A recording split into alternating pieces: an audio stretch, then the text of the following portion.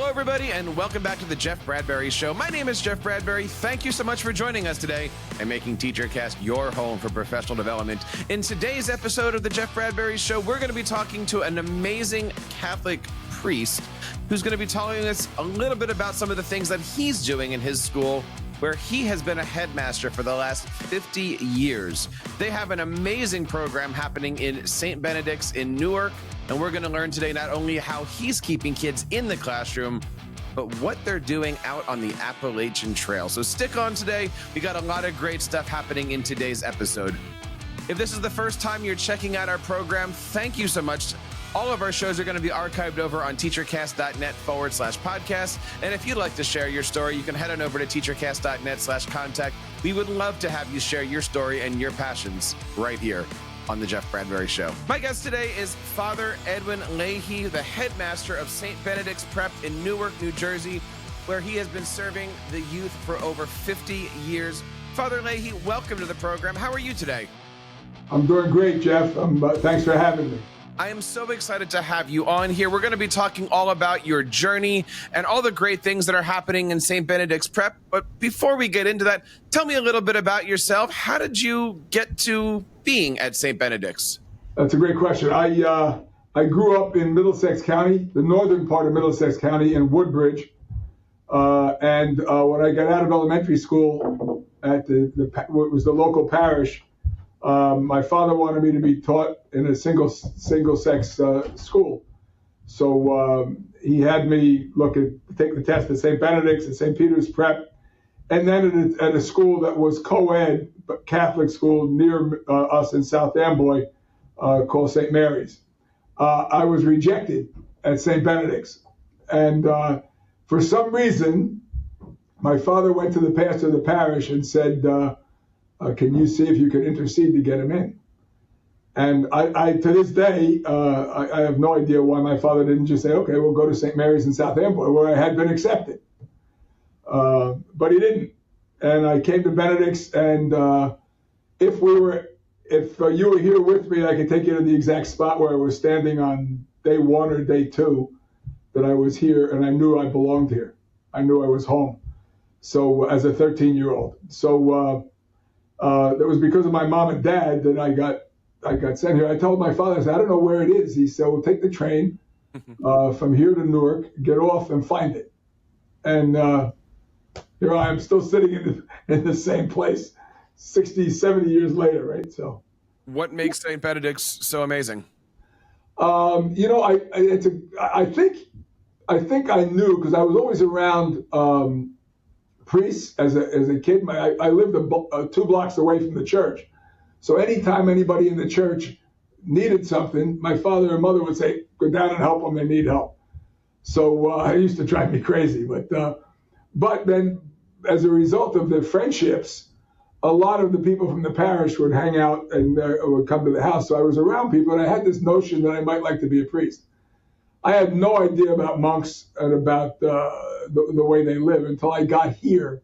And when I got here and knew I loved the place, then I began to be drawn more to this life here. So it was because of the men that were here at the time, most of whom have now died, believe it or not, because I first took my vows in 1966. So it's been a while. But they made an impression on me that caused me to want to spend my life here. Talk to us a little bit about what that's like. What is it like being a priest in 2025? Yeah, so not only I'm a priest, but I'm a priest in a context different than what most people may think about as priests. I'm also a monk. So we live in community. Live according to the rule of St. Benedict, which was written in the 530s. Believe it or not, we're the oldest religious community in the Catholic Church, and we meet several times a day to pray together in common. So we meet early in the morning, midday, like most of the religions of the book, right? The people who practice Islam do the same thing, pray in the morning, pray at midday, pray in the evening, pray before going to bed. So that's our life. And we own nothing. We hold everything in common, similar to what you read in the Acts of the Apostles in the New Testament. And in order to keep our life together, you have to have some work. And so our work happens to be the school, St. Benedict's Prep. And talk to us a little bit about the school. What grades, who does it serve, and what is the community like?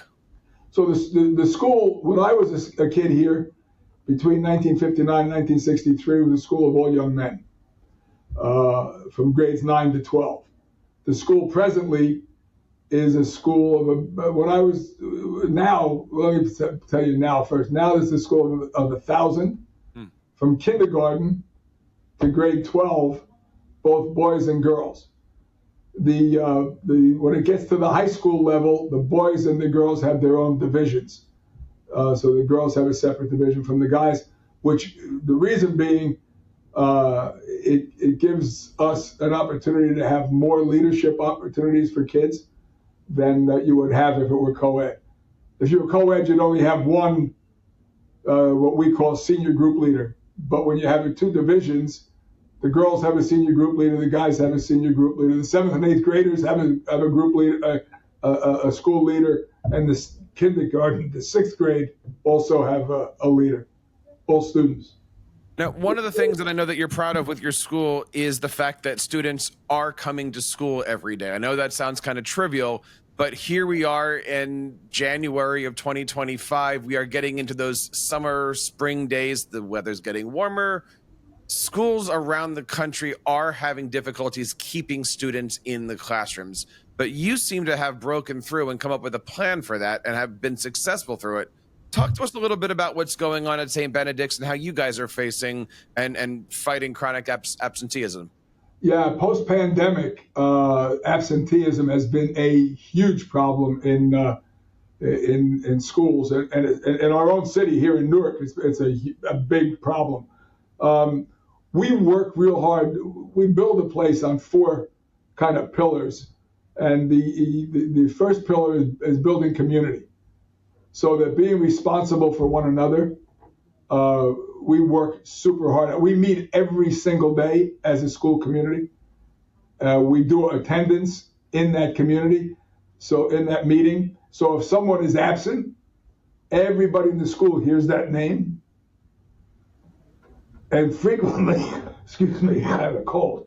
Frequently, you'll get an answer from somebody in the meeting. It'll say he's sick, or they had a problem in the family last night, and we'll follow it up with an adult. But the thing that's helped us a lot is the school is divided into groups, similar to the British house system. So each of those, there's 18 groups on the boys' side. There's 6 groups on the girls' side. The boys division has 500 kids on the high school level. The girls division has 200. So that's why there's fewer groups, right? There's a group leader for each group. Same thing in 7th and 8th grade. And the group leader is responsible for their kids. They need to know where they are, what's going on. So if I ask a group leader, where's so-and-so? And they say, I don't know, that's a bad answer. That's a really bad answer. And because you need to know where they are. And we'll follow up with adults for students that are absent, so that if our attendance drops below 97%, I'm screaming. So we run typically every day at 97, 98% of the people here. Now, when you've got that many kids, somebody's going to be sick, right? Right. Or the other problem is that we face is frequently a parent who may not be super facile in English because they're recent immigrants, may need the student to translate for them, so they'll wind up having to take the student with them. That'll cause them to miss school. But if you miss X number of days of a class, you can't pass the class. You either get an audit or you'll fail it. Right? An audit means you have to do other work to catch up. So kids press to be here, and parents work hard too to get the kids here on time. Well, I would imagine that you have a very good relationship with your community, with the parents. What does that look like both internally and then externally? I mean, somebody's absent, you automatically make those calls. Did you create this program over time? What was the catalyst and the genesis, if you will, for having this success? Well, just the desire to be, we build community. The other thing we spend a lot of time doing is tending to the kids' hearts, right? That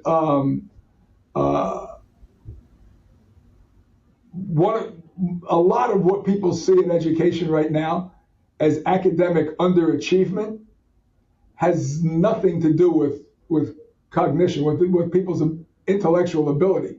It has to do with all the emotional noise that's going on inside of them, right? So that as we began this morning, it struck me that two of your three children come in to hug you before they go out.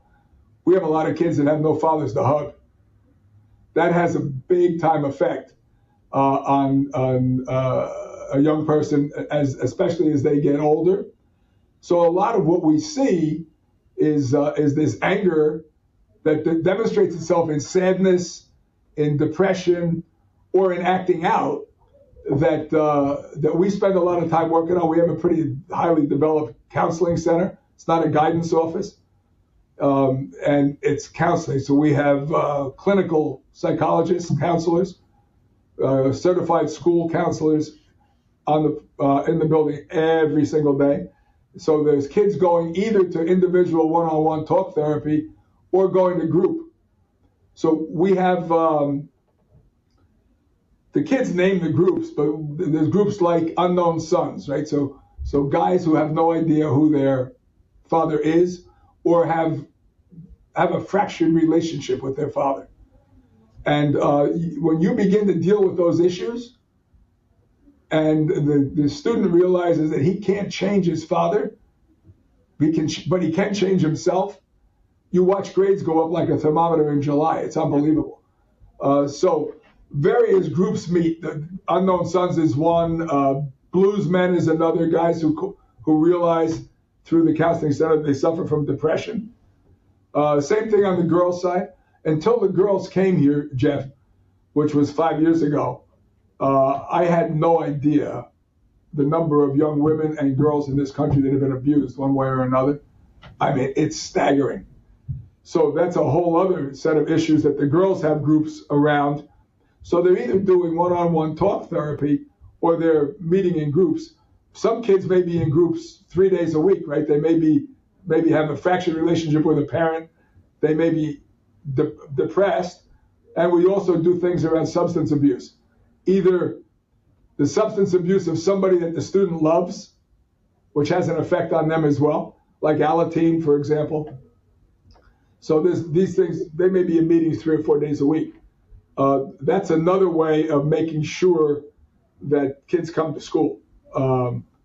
We have guys and women, our women, the girls just broke into the place 5 years ago. So they're just now getting out of college, but our alums who are adults on the guys' side, they'll still call the counseling center because they can tell when they're sliding off the rails a little bit from what they've done when they were here. So they'll call and try to get an adjustment, so to speak. So that all goes into the work of building the community and people feeling an obligation to the community to be here. Well, it certainly seems like you have a nice and amazing system built up there. I want to talk a little bit about your student leaders. How do you cultivate student leaders in St. Benedict's, but also how are they affecting what's going on both in and out of the classroom? I mean, community is obviously the central focus of the organization, but how do you start training student leaders to start to, take ownership of their own learning and of their own community? So, as I say, even in the elementary division, the K to 6, there's a 6th grader who's responsible for the kindergartens and 6th graders, and there's somebody in each class who's a classroom leader. So there's a 5-year-old who has some responsibilities in the kindergarten. And the same thing is true all the way through the school. As they get to be high school students, all of our ninth graders, boys and girls, are required to backpack the Appalachian Trail in New Jersey. So it's from High Point to the Gap. They train for 4 weeks before they go out there, because a lot of our kids have never lived in silence or in darkness, right? They can negotiate the problems on South 10th Street, but you put them out in the woods, they say, you got to get me out of here. It's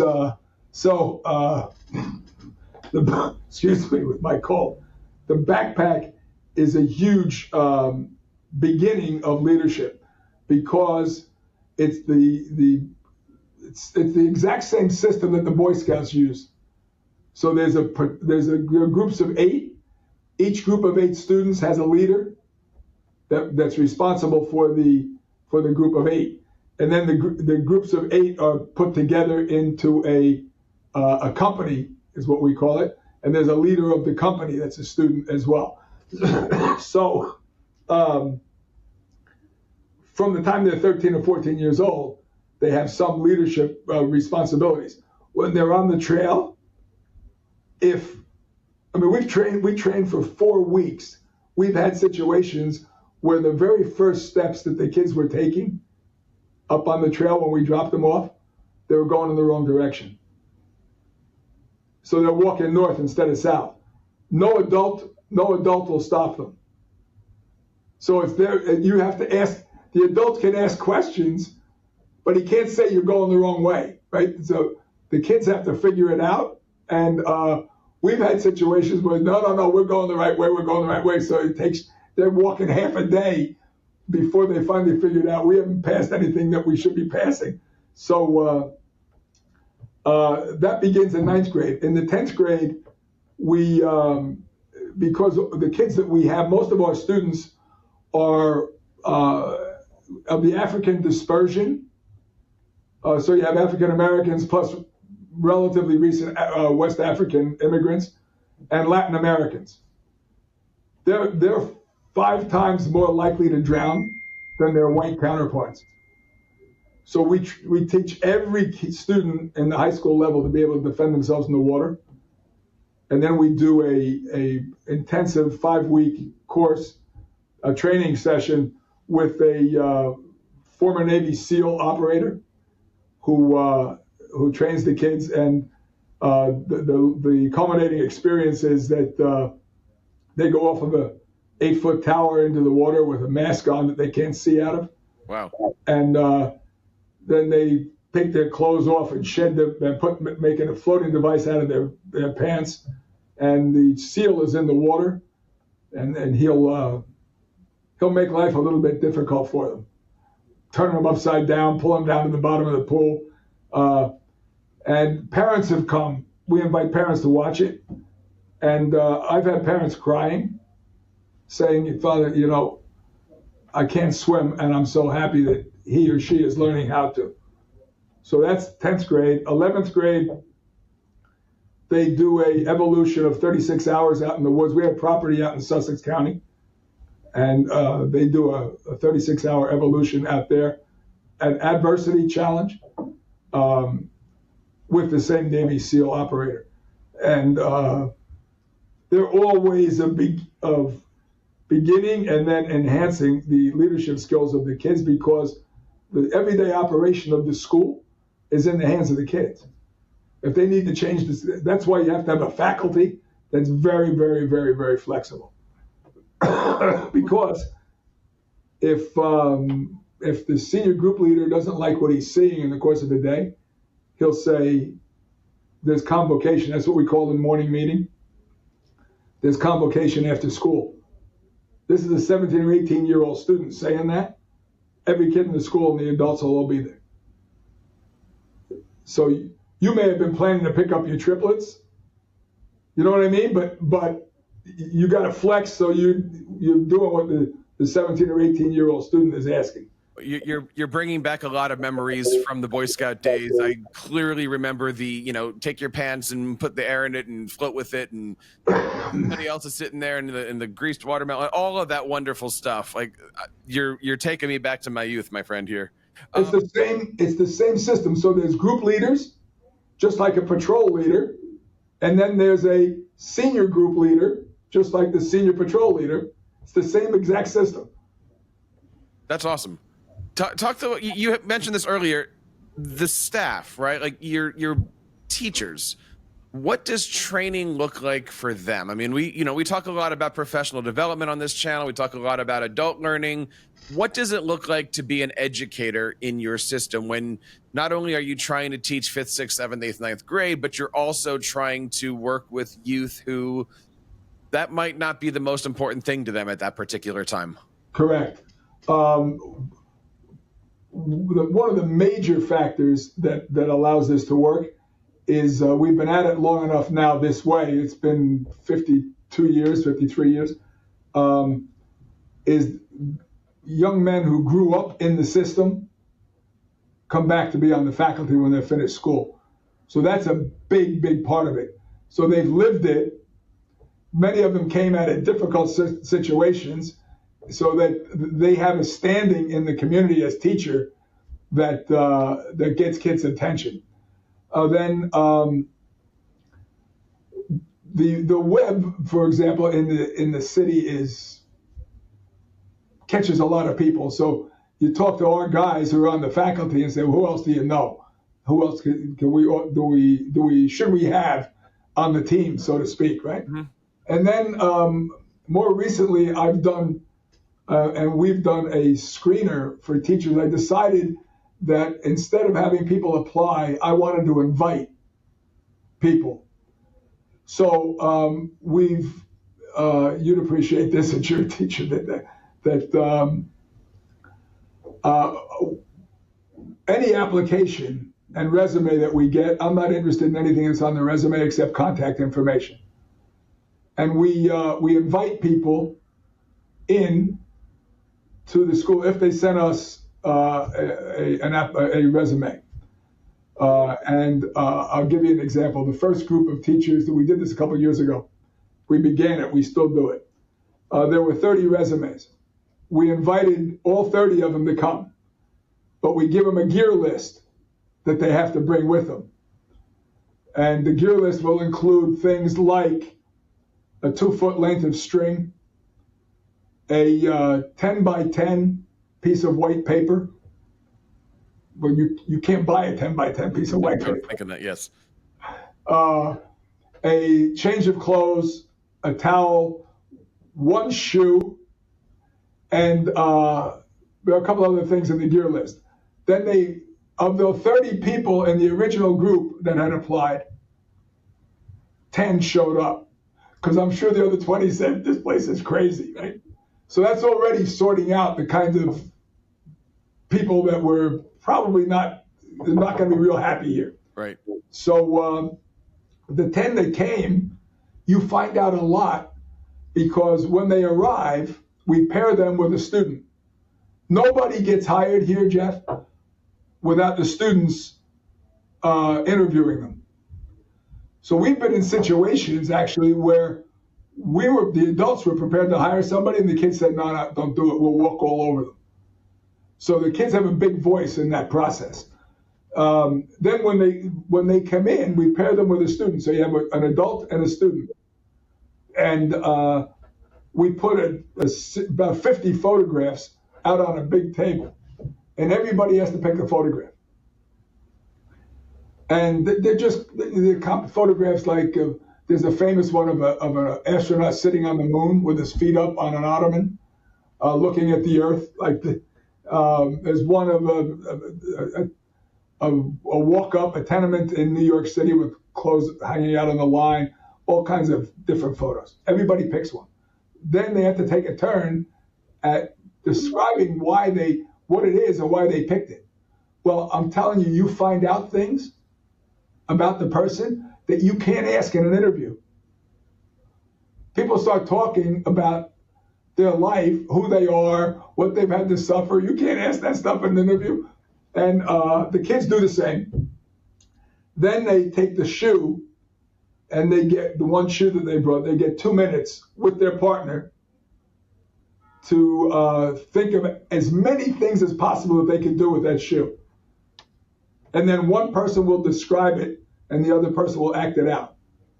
So they decide who's the student and the adult decide how they're going to do that. You can see how creative somebody is, how kind of off-center somebody is. And then we take them over to the pool, and we put a 25-pound weight on the bottom of the 12-foot section of the pool. And we'll take the pairs, adult and student, and we'll put them in a group as a team. And we tell them that we got to get that weight out of the bottom of the pool. And everybody has to touch it. We have people on the faculty now who, within the first 15 seconds of getting that instruction, jumped in the pool and went down and got the weight. I mean, it's crazy, but you find out who's willing to take chances, who's willing to. We have a woman on our faculty now who couldn't swim, can't swim. She went up to the shallow end of the pool and got in the water. That is scary to do if you don't know how to swim, right? She gets into the shallow end of the pool. They take the weight, get it up to her, and she lifts it out of the pool.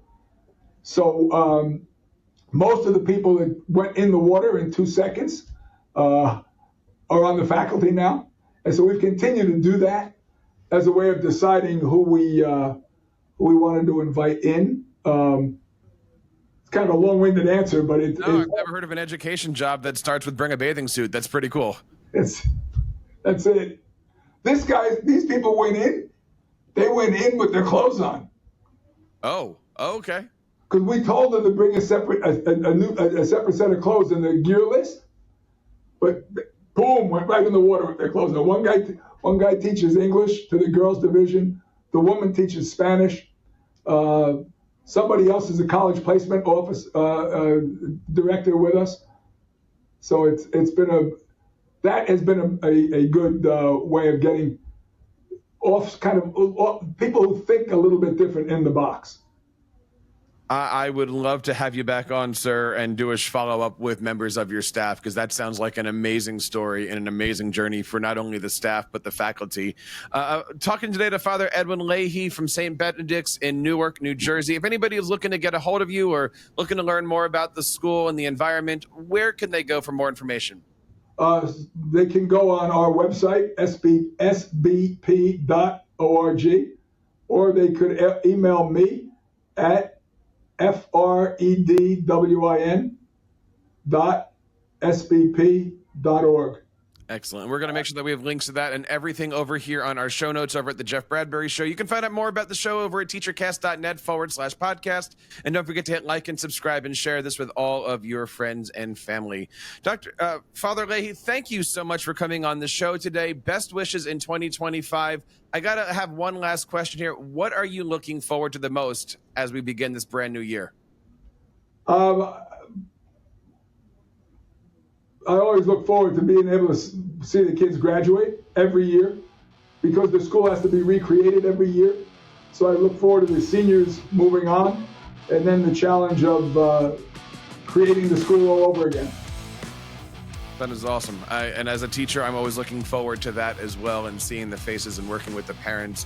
If you guys are looking to share your story, please head on over to teachercast.net/contact. Would love to have you guys featured on the show. Father Leahy, thank you so much, and thank you for your time today. Thank you, Jeff. And that wraps up this episode of the Jeff Bradbury Show. On behalf of Father Leahy and everybody here on TeacherCast, my name is Jeff Bradbury, reminding you guys to keep up the great work in your classrooms and continue sharing your passions with your students.